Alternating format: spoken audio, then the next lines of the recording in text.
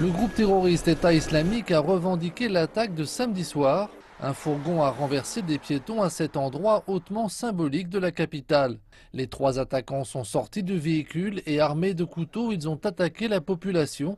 Ils ont été abattus par la police peu de temps après dans un marché alimentaire situé non loin de là. Les services ambulanciers de la ville font état de 48 personnes hospitalisées, dont 21 se trouvent dans un état critique. Une minute de silence est prévue mardi à la mémoire des victimes.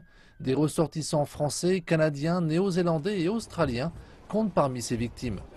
L'attentat s'est produit quelques jours seulement avant les élections législatives de jeudi.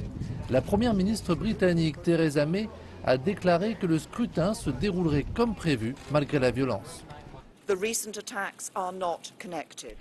Les attaques récentes ne sont pas liées entre elles, mais nous estimons qu'il y a une nouvelle tendance dans la menace à laquelle nous sommes confrontés. Lorsque le terrorisme engendre le terrorisme et que les autres sont attirés par l'attaque, et pas seulement des attaques patiemment élaborées nécessitant plusieurs années de préparation et d'entraînement, pas même des attaquants solitaires radicalisés en ligne, mais par des personnes qui s'inspirent d'autres pour souvent avoir recours à des moyens brutaux.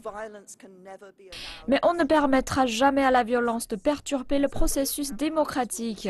Donc ces campagnes reprendront demain et les élections législatives auront lieu comme prévu jeudi.